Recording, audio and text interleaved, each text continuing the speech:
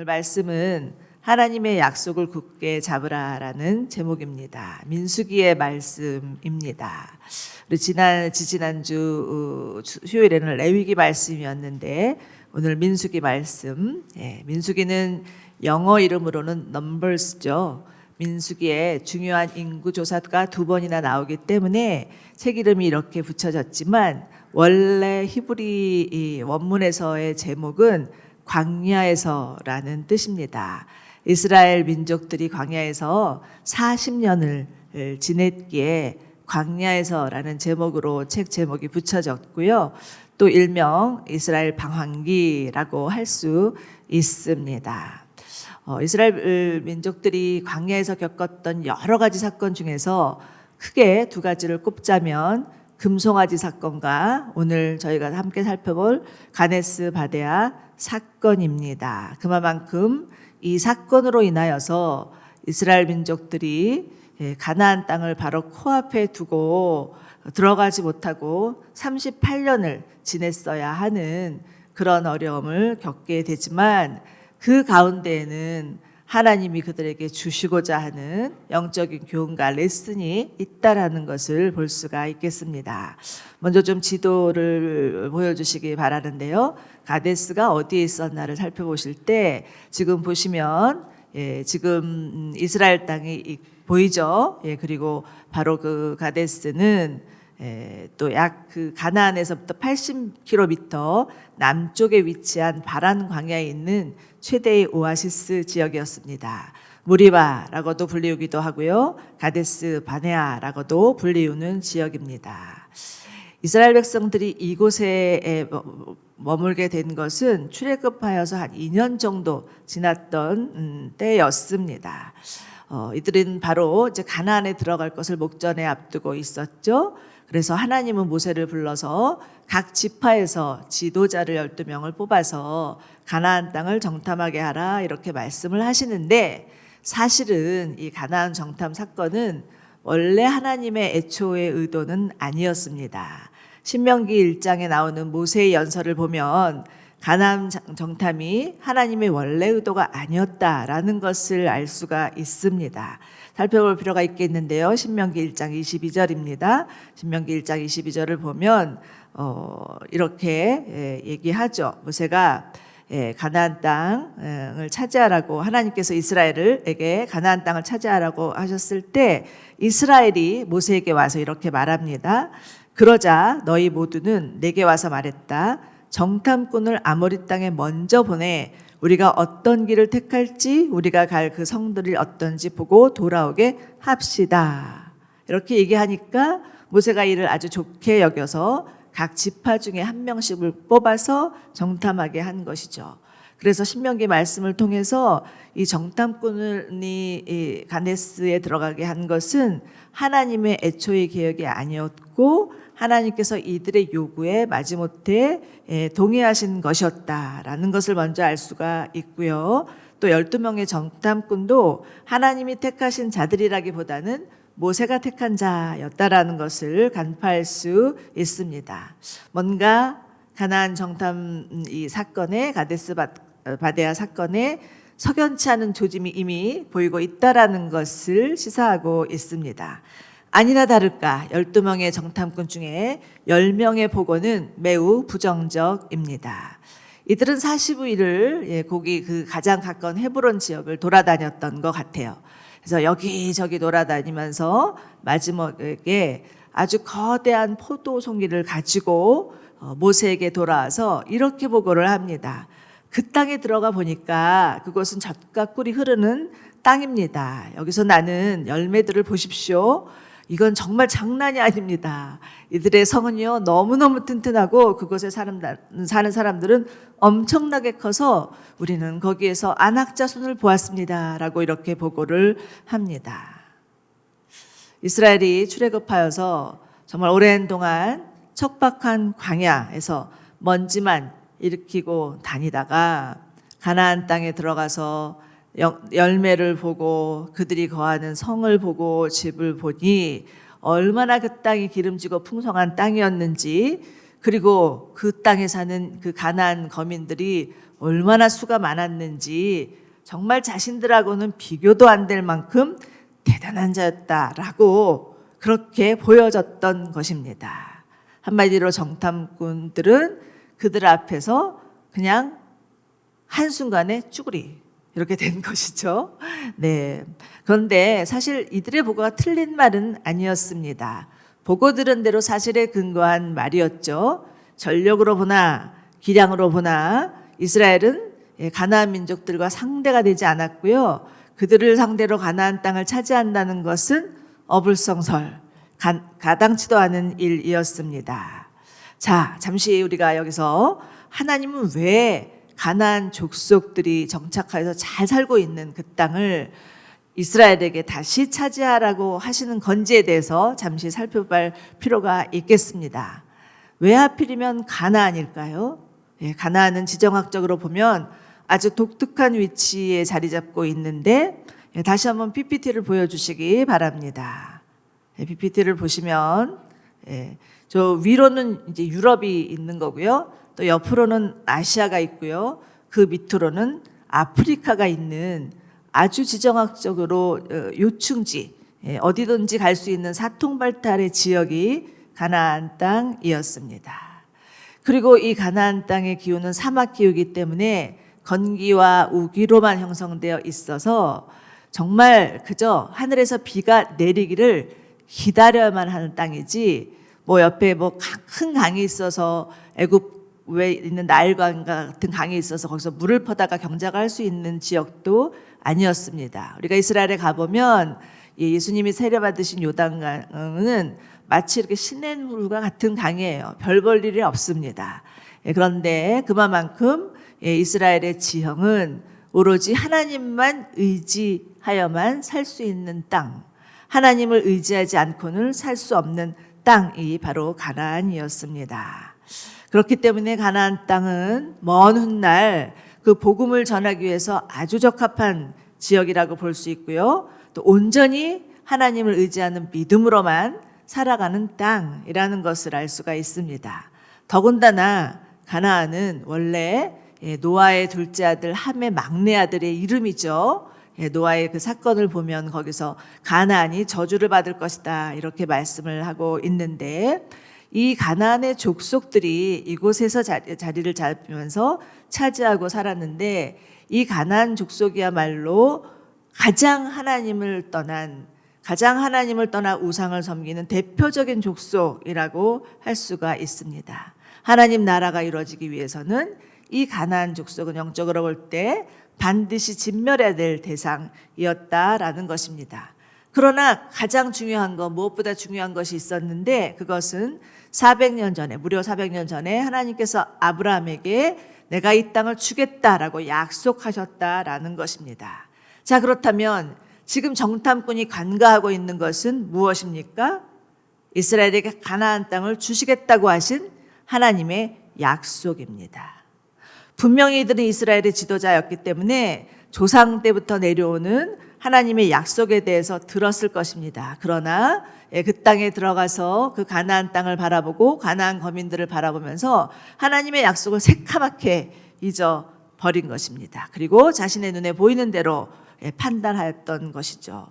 이것은 어디까지나 하나님의 약속에 대한 불신이요 하나님에 대한 불신앙이라고 할 수 있습니다. 자, 그런데 이 공동체를 이끌어가야 될 지도자가 하나님의 약속을 놓쳐버린다면 어떤 일이 일어나겠습니까? 자, 31절과 33절을 보시면 알 수가 있는데요. 첫째는 비교의식입니다. 31절에서 이들은 우리가 그 사람들에게 올라가서는 안 됩니다. 그들은 우리보다 훨씬 더 강합니다. 라고 하면서 자신과 가나안 족속들을 비교하고 있습니다. 자, 잠시 우리가 이 본문을 떠나서 골리앗과 싸워 이겼던 다윗을 묵상해 보시기 바랍니다. 겉모습으로 따져보면 골리앗과 다윗은 비교도 안 되는 상대였습니다. 골리앗과 다윗이 맞서 싸웠을 때 다윗은 고작 10대 소년이었고 골리앗은 무려 구척 장신이 되는 백전 노장이었죠. 더군다나 골리앗에게는 600세겔이나 되는 철창이 있었지만 다윗에게 있는 것이라곤 물맷돌밖에 없었습니다. 그러나 그럼에도 불구하고 다윗은 전혀 위축되지 않았습니다. 자, 둘째는 무엇입니까? 둘째는 두려움입니다. 32절을 보시면 우리가 살고 있는 온 땅은 거기 사람들을 잡아먹는 땅입니다. 이렇게 말하고요. 우리가 거기서 본 사람은 모두 그 키가 너무나 컸습니다. 라고 말하고 있습니다. 자, 다시 다윗으로 돌아가겠습니다. 다윗은 어땠습니까? 구척 장신 골리앗 앞에서도 두려워하지 않았습니다. 오히려 그는 할례받지 않은 블레셋 사람이 누구에게 감히 살아계신 하나님의 군대를 모욕하느냐 이렇게 선언합니다. 자, 세 번째는 열등감입니다.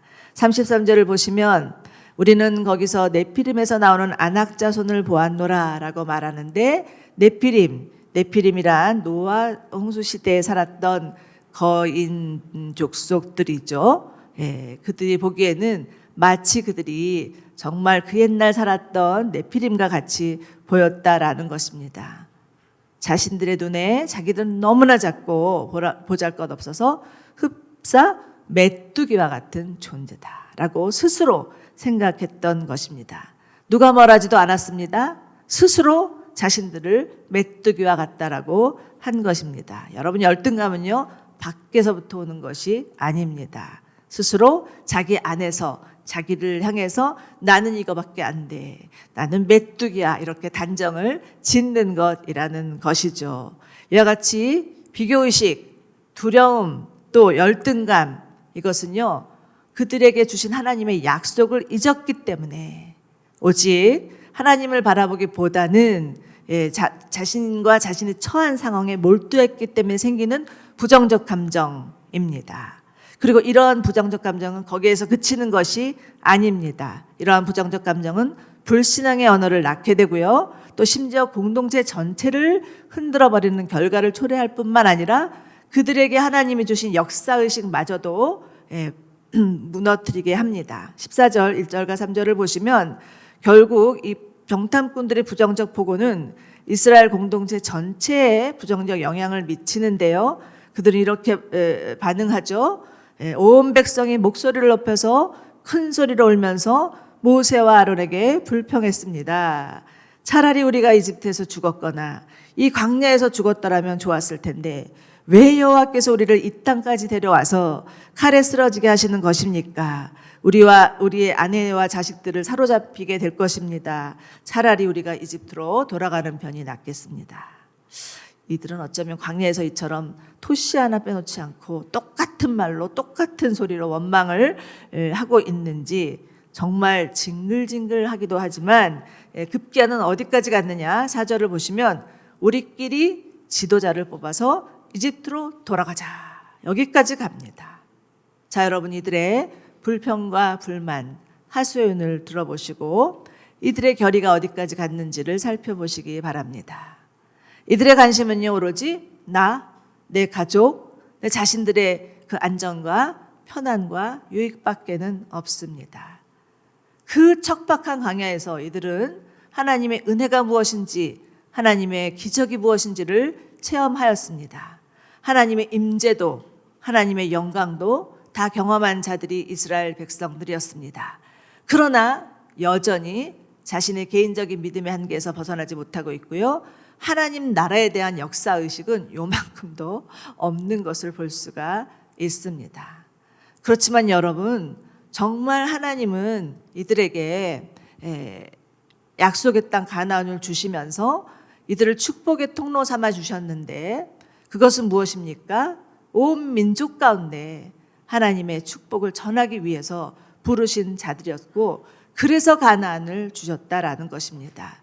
그들이 바로 그 풍성한 포도송이를 가지고 온 땅 그 헤브론은요 이미 하나님이 그들의 조상 아브라함의 가족들에게 주신 땅이었습니다. 아브라함은 그곳에서 값을 치르고 사서 자신의 땅을 샀고요. 그 아브라함의 가족들은 라헬을 뺀 그 나머지 가족들은 그 땅에 살았고 그 땅에 묻혔습니다. 하나님이 분명히 이들에게 주신 땅이었음에도 불구하고 이들은 자신들의 그런 유익, 자신들의 그런 또 편안함, 이것만을 바라보면서 하나님께서 그들에게 주신 특권 또 권리마저도 포기해 버린 것입니다. 여러분, 한 민족에게 있어서 역사의식이라는 것은 한 나라의 미래를 좌우하기 때문에 매우 매우 중요합니다. 아마 여러분들 가운데서 어린 시절에 외웠던 국민교육 헌장이 기억나시는 분들 계실 것입니다. 특별히 우리 이 자리에 또 선생님으로 섬기셨던 우리 권사님들도 꽤 계시는데요. 아마 학생들 퇴근하면서 외우게 하셨죠? 이렇게 시작하죠. 우리는 민족 중의 역사적 사명을 가지고 이 땅에 태어났다. 아마 다 기억하실 것입니다. 그 뒤에는 이렇게 나옵니다. 저 외우지도 못하지만 제가 잠시 발췌했는데, 길이 후손에게 물려진 영광된 통일조국의 앞날을 내다보며 신념과 긍지를 지닌 근면한 백성으로서 민족의 슬기를 모아서 줄기찬 노력으로 새 역사를 창조하자. 이거 맞습니까? 네, 이렇게 외우도록 했습니다. 외우지 않았으면 방과 후에 학교 집에도 못 가고 남아서 외울 때까지 있어야 됐습니다. 왜요? 그만큼 한 나라의 역사의식, 그것을 갖는 것은 너무나 중요했기 때문입니다. 그래서 그 결과는 무엇입니까? 나는 공산당이 싫어요 이러면서 정말 자신의 생명도 바치는 그 어린아이까지도 나오게 한 것이 역사의식입니다. 여러분, 생각은 결과를 낳는다는 말이 있죠. 정탐꾼의 이 믿음 없는 생각은 이스라엘 공동체로 하여금 하나님의 약속에 불순종하는 결과를 초대할 뿐만 아니라 38년 동안 가나안 땅에 들어가지도 못하고 광야에서 맴돌게 하는 결과를 낳았습니다. 물론 살아가면서 비교의식, 두려움, 열등감이 없는 사람이 어디 있겠습니까? 다 있죠. 그러나 하나님은 우리를 향해서 너희는 왕 같은 제사장이요, 또 하나님의 나라요, 소위된 하나님의 백성이라고 그렇게 분명히 저희를 명하셨습니다. 그리고 하나님의 아름다운 덕을 선전하기 위해서 너희를 불렀다라고 말씀하시죠. 이것이 바로 그리스도인의 정체성입니다. 그러나 자칫 하나님의 약속을 잊어버리고 하나님의 부르심을 잊어버리고 그런 부정적인 감정에 휩싸인다면 우리의 정체성은 간 것 없고 정말 우리 스스로를 자신을 뭐라고 생각한다고요? 메뚜기라고 생각하게 된다라는 것입니다. 여러분은 혹시나 여러분을 메뚜기라고 생각한 적은 없습니까? 저는 메뚜기보다도 더 초라한 더 작은 벌레처럼 생각되는 때도 있었습니다. 그런데 여러분, 이사야서 55장 3절에는 이런 말씀이 있습니다. 너희는 귀를 기울이고 내게로 오라. 내 말을 들으라. 그러면 너희가 살 것이다. 아멘. 우리를 살리는 것은 오로지 하나님의 약속의 말씀입니다. 하나님의 말씀을 들을 때만 우리의 영혼이 살아날 수 있음을 믿으시기 바랍니다. 저는 사실 제가 팔 다쳐가지고 2주 동안 교회를 못 나왔는데, 교회 2주 만에 왔더니 제게 엄청난 새로운 사역이 주어져 있더라고요. 그것이 바로 다문화 예배였습니다. 그것이 도대체 어떻게 제게 왔는지, 어떻게 제가 받아들여야 될지 처음에는 황당했습니다. 그렇지만 또 교회의 건의에 순종하고 하나님의 말씀에 또 순종하기 위해서 갔는데 몇 명 안 됩니다. 지금 이제 주일날 3시 반에 예배를 드리는데요.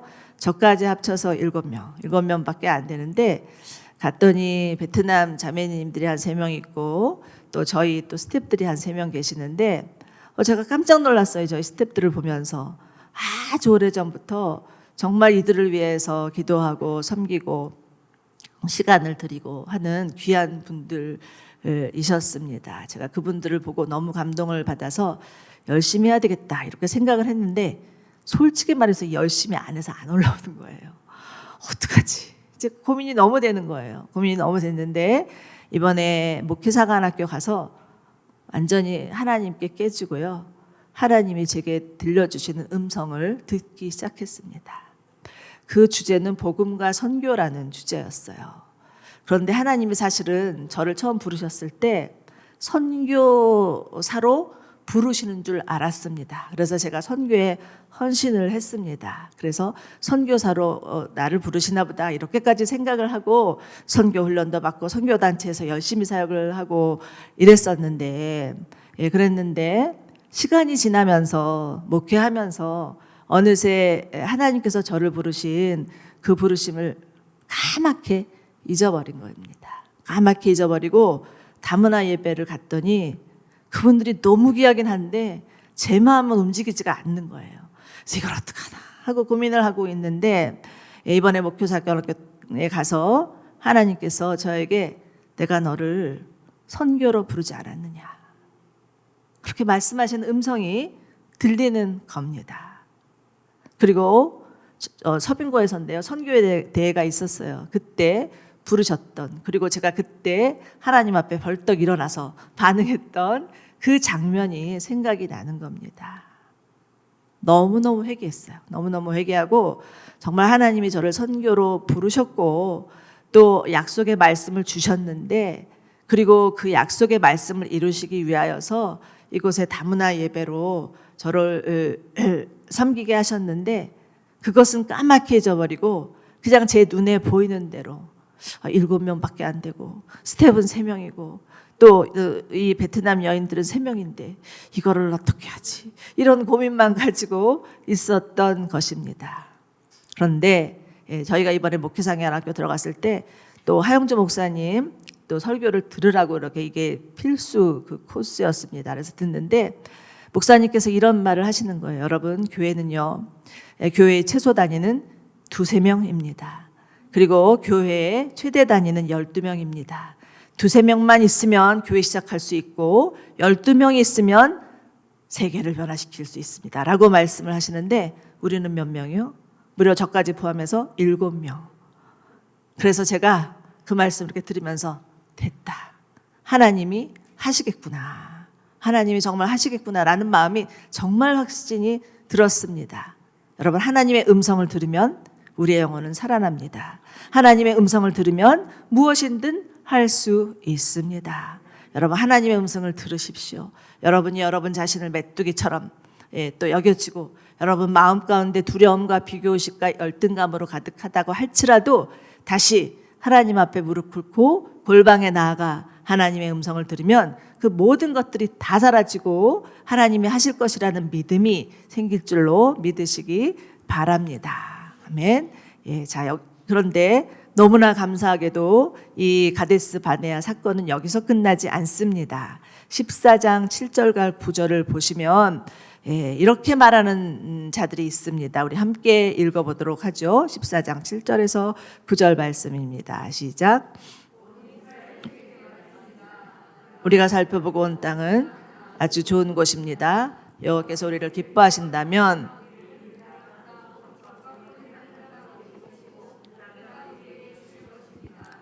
제발 여호와께 반역하지 마십시오. 그 땅 사람들을 두려워하지 마십시오. 그들은 우리의 밥입니다. 그들의 보호자는 그들을 떠났고 여호와는 우리와 함께 하십니다. 그들을 두려워하지 마십시오. 이것은 누가 하는 말입니까? 여호수아와 갈렙. 이들은 10명의 정탐꾼과 달랐습니다. 이들은 하나님께서 가나안 땅을 주실 것이라고 믿으면서 만약 우리가 그 하나님의 약속에 믿음으로 반응한다면 하나님은 반드시 가나안을 주실 것이라고 확신합니다.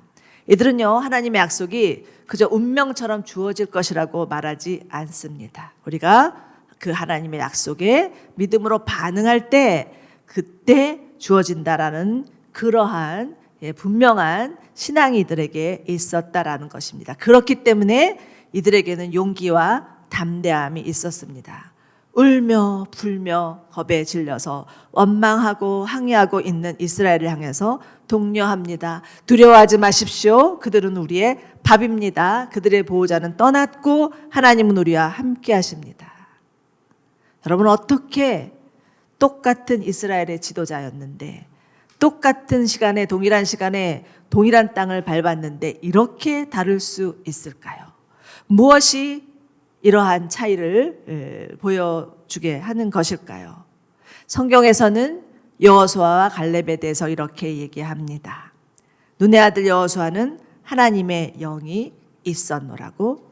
그리고 갈렙은 다른 마음가짐을 가지고 나를 온전히 따랐노라고. 그리고 하나님은 갈렙을 향해서 내 종 갈렙이라 이렇게 말씀하시죠. 자, 민수기를 보시면 여호수아는 언제나 하나님의 회막을 떠나지 아니하고 모세 곁에서 하나님을 바라보면서 하나님을 섬기던 자, 모세를 수종들었던 자라고 말하고 있습니다. 갈렙은 나이가 많고 사실은 갈렙은 정통 유대인이 아니었습니다. 이스라엘에 편승한 이방인이었는데 그는 온전히 하나님만을 따르기로 결단하죠. 그래서 그 결과는 무엇입니까? 여호수아는 가나안 땅을 이끌 차기 리더십으로 세워지고요. 갈렙은 그 어렵다는 헤브론 산지를 차지하게 되고 그 결과 또 다른 정탐꾼들과 이스라엘 세대, 출애굽 세대는 광야에서 시체가 되고 맙니다. 여러분 여기서 우리에게 가르치는 것은 무엇입니까? 우리 그리스도인에게 중요한 것은 관점이라는 것입니다. 세상을 바라보는 관점, 나를 바라보는 관점, 내가 처한 상황을 바라보는 관점에 따라서 그 결과가 달라진다는 것인데 이것은 다시 말해 세계관 싸움이다 이렇게 말할 수 있습니다. 내게 주어진 상황과 환경을 어떻게 보느냐 그리고 나 자신을 어떻게 보느냐에 따라서 판가름이 난다는 것인데 크게 볼 때 세계관에는 두 가지 세계관이 있습니다. 성경적인 세계관과 인본주의적 세계관입니다. 성경주의 세계관은 하나님이 보시는 대로 보는 것이고 인본주의 세계관은 사람이 보는 대로 보는 것 이렇게 간단하게 말할 수 있겠습니다. 우리가 모두 다 하나님 안에 있는 것 같지만 우리의 생각이 변하지 않고 관점이 변하지 않으면 하나님이 주신 귀하고 값진 것들을 놓칠 수 있다는 것이죠. 자, 여러분 어떻게 생각하십니까? 여러분이 처한 상황들을 어떻게 바라보고 계십니까? 만약에 나는 정말 메뚜기 같아 이렇게 생각이 되신다면 그것 때문에 낙심하지 마시고 내가 하나님의 약속을 놓쳤구나, 내가 하나님과의 관계가 멀어졌구나 라고 생각하시고 바로 짐 싸들고 골방으로 들어가시기 바랍니다. 그 골방에서 기다리고 계시는 하나님, 그 하나님을 만난다면 다시 내가 메뚜기와 같은 존재가 아니라 왕 같은 제사장이요 거룩한 나라요 소유된 백성임을 깨닫고 돌아오시게 될 것입니다. 여러분 아무리 여러분이 처한 상황이 난공불락과 같아도 만약에 신기하게 이건 내가 생각하는 것 같지 않은데 저건 내 밥이야 이렇게 생각이 되신다면 하나님께서 나와 함께 하시고 성령께서 내 안에 충만하다는 것을 인정하시기 바랍니다. 여러분 우리는요 하나님께서 주시는 하나님의 영으로 사는 자들이고 하나님의 약속의 말씀으로 사는 자들입니다. 왜 하나님은 아브라함을 믿음의 조상이라고 그렇게 칭하여 주셨을까요? 우리 로마서 4장 19절에서 21절 말씀 함께 보도록 하겠습니다. 로마서 4장 19에서 21절 말씀 같이 읽어볼까요? 시작. 아브라함은 백세나 돼 자기 몸이 죽은 것 같고 사라의 태가 죽은 것 같음을 알고도 믿음이 약해지지 않았습니다. 그는 하나님의 약속을 믿고 의심하지 않았고 도리어 믿음이 굳건해져서 하나님 앞에 영광을 돌리고 약속하신 그것을 또한 능히 이루실 것을 확신했습니다. 자, 잘 보십시오. 여기서 아브라함의 믿음의 진보가 보입니다. 아브라함은 사라의 태가 죽은 것을 알고도 그 믿음이 약하여지지 않았다. 그리고 약하여지지 않았을 뿐만 아니라 의심하지 않았고 그 믿음이 굳건하여서 하나님 앞에 영광을 돌렸다. 그리고 또 반드시 그 약속을 하나님께서 이루실 것을 확신했다. 라고 말씀해 주십니다. 믿음은 무엇입니까? 내가 보이는 대로 반응하지 아니하고 하나님께서 내게 주신 말씀, 그 말씀 때문에 약하여지지 않고 오히려 더 굳건해지고 그 말씀을 확신으로 붙드는 것이 믿음입니다. 그렇기 때문에 여러분 우리가 바라봐야 될 것은 우리의 암담한 현실이 아니라 하나님께서 우리에게 주시는 약속입니다. 우리의 현실이 아무리 어렵고 지금 코로나로 인해서 정말 너무나 많은 가정과 또 지체들이 무너지고 있지만, 그러나 다시 눈을 들어서 끝까지 하나님의 약속을 붙든다면 하나님은 우리를 통하여서 하나님의 나라를 이루어 가실 것을 믿으시기 바랍니다. 자, 여러분, 이스라엘이요 40년을 이 사건, 가데스 바네아 사건으로 인해서 가나안 땅에 들어가지 못하고 머물 수밖에 없었는데요. 정말 이것은 하나님이 주시는 심판이었고 재앙이었을까요? 그렇지 않습니다. 이 가나안에서 40년을 지냈다라는 것을 우리에게, 지금 오늘날 우리에게 주시는 영적 교훈은요, 우리 안에 옛사람은 죽고 하나님께서 주시는 새 생명으로, 새 생명이로 태어날 때, 그때 비로소 우리에게 가나안이라는 약속의 땅이 주어진다는 것을 깨달으셔야 됩니다. 그래서 우리에게 있는 광야 40년과 같은 인생의 어려움들, 그 어려움들은 사실은 우리 안에 있는 옛사람, 옛습관, 옛자들을 다 십자가에 못 박고 정말 새 생명이 되어서 새 사람이 되어서 예수 그리스도와 함께 하나님께서 주어시는 그 나라를 이루어가고자 하는 하나님의 선하신 뜻과 계획임을 믿으시기 바랍니다. 그러할 때 하나님은 우리를 통하여서 정말 하나님 나라를 건설하실 것입니다.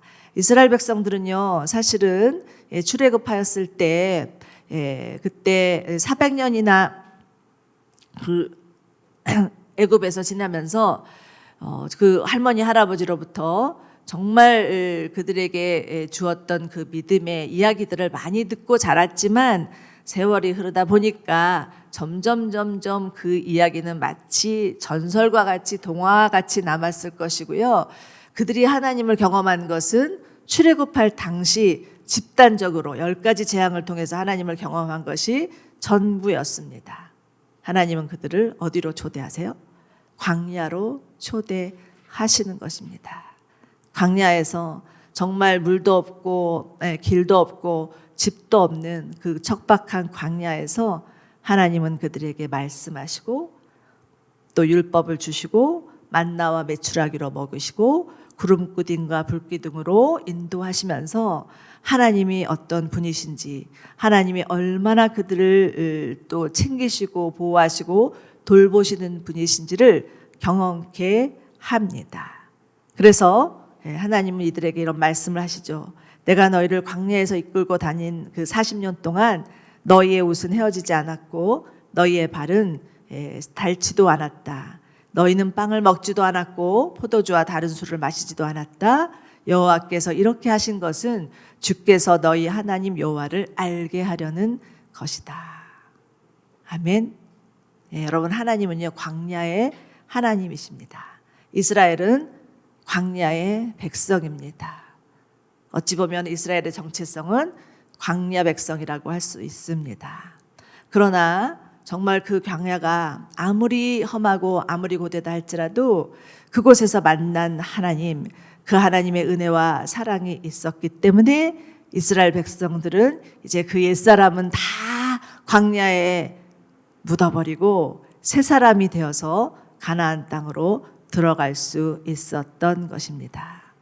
여러분, 우리는 흔히 예수를 믿으면 예수 믿고 나서 쭈쭈빵빵 우리 인생이 펼칠 것 같지만 때로는 어두컴컴한 광야에 홀로 내동댕이 쳐진 것 같을 때가 있고요. 정말 어디로 가야 될지 알 수 없는 그런 막막함이 있어서 혼란스러울 때가 있습니다. 그러나 광야는 하나님께서 우리로 하여금 하나님의 사람 되기 위해서 초대한 하나님의 초대입니다. 그렇기 때문에 지금 여러분의 삶 가운데 당장 아무것이 보이지 않는다 해도 아무것도 할 수 없어서 어찌할 바를 모른다 할지라도 두려워하거나 낙심하지 마시기 바랍니다. 그 광야에 계시는 하나님을 만나십시오. 그 하나님의 음성을 들으십시오. 그러할 때 그 광야에서 만난 그 하나님으로 인하여서 우리의 믿음은 자라갈 것이고 하나님을 알아갈 것이고 우리의 진정한 정체성이 무엇인지 알아갈 것이고 우리가 어떻게 살아야 될지 그것에 대해서도 분명히 알 수 있는 은혜가 있을 것을 믿습니다. 우리 옆에 분에게 이렇게 좀 격려해 주시기 바랍니다. 광야에서 하나님을 만나십시오. 광야는 하나님의 초대입니다. 초대입니다. 아멘. 예. 이스라엘 백성들의 40년 광야 생활, 그 광야 생활은 정말 하나님께서 그들을 새롭게 하시기 위한 하나님의 축복이었습니다. 그렇기 때문에 그들은 광야의 삶은 아름답다라고 노래할 수 있었을 것입니다. 그 광야에서 하나님을 바라보는 믿음으로 살 때, 하나님께서 우리 가운데 주시는 약속으로 살 때 반드시 우리는 승리케 될 줄로 믿으시기 바랍니다. 아멘.